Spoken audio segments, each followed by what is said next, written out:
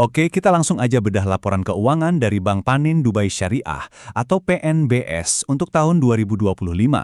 Di balik angka pertumbuhan aset mereka yang kelihatannya bagus, ada cerita yang jauh lebih dalam soal kualitas dan risiko.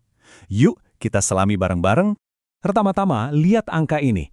Total aset PNBS di akhir 2025 itu tembus 19,1 triliun rupiah.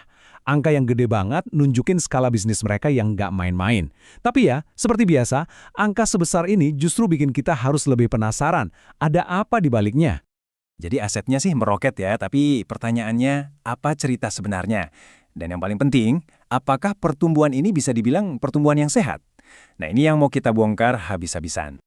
Oke, kita mulai dengan membedah 3 komponen aset paling gede yang jadi mesin utama pertumbuhan ini. Kalau kita paham ketiganya, kita bisa dapat gambaran awal soal strategi PNBS sebenarnya. Pendorong nomor satu, nggak lain dan nggak bukan adalah pembiayaan musyarakah. Yang bikin kaget di sini itu skala kenaikannya. Aset ini lompat hampir 1,85 triliun rupiah cuma dalam setahun. Ini sinyal ekspansi besar-besaran di segmen pembiayaan bagi hasil mereka. Selanjutnya ada pembiayaan mudorobah. Nah, yang ini naiknya lebih kalem, nggak sedramatis musyarakah.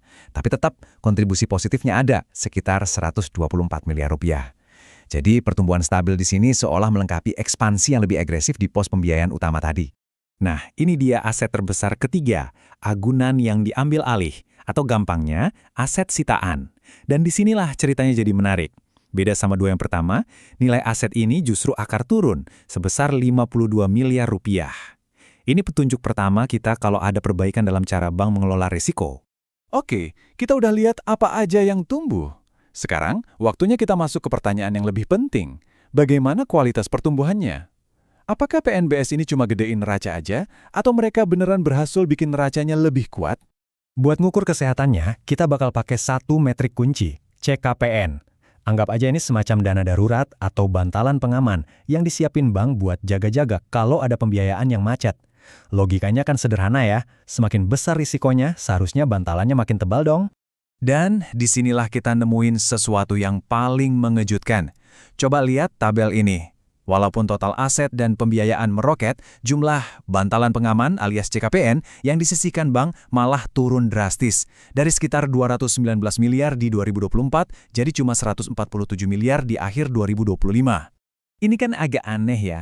Secara logika, kalau pembiayaan makin besar, harusnya cadangan buat jaga-jaganya juga makin besar kan? Penurunan drastis ini ngasih sinyal kuat kalau bank merasa jauh lebih pede dengan kualitas aset-aset barunya. Gimana ceritanya? Ayo kita cari tahu. Sekarang kita bakal lebih fokus ke dua area yang paling bisa menjelaskan fenomena tadi. Pembiayaan musyarakah sebagai mesin pertumbuhan dan aset sitaan sebagai indikator risiko dari masa lalu. Coba perhatikan data ini baik-baik. Di satu sisi, total pembiayaan musyarakah tumbuh subur sampai hampir 11,7 triliun rupiah.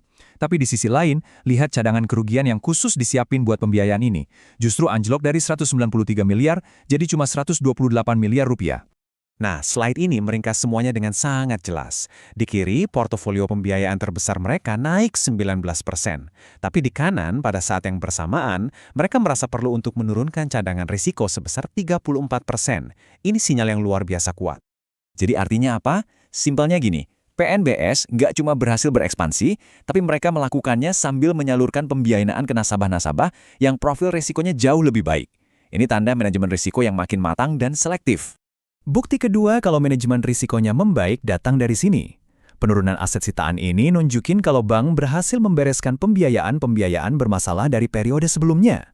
Dengan membersihkan aset yang nggak produktif kayak gini, profil risiko bank secara keseluruhan jadi ikut turun. Oke, sekarang mari kita bungkus semua temuan ini jadi beberapa poin penting, terutama kalau Anda melihatnya dari kacamata seorang investor. Apa sih artinya semua ini buat risiko jangka pendek? Jadi kesimpulannya cukup jelas. Pertumbuhan aset PNBS itu didorong oleh ekspansi pembiayaan yang sehat. Kualitas asetnya juga membaik secara signifikan, terbukti dari kebutuhan cadangan kerugian yang turun drastis.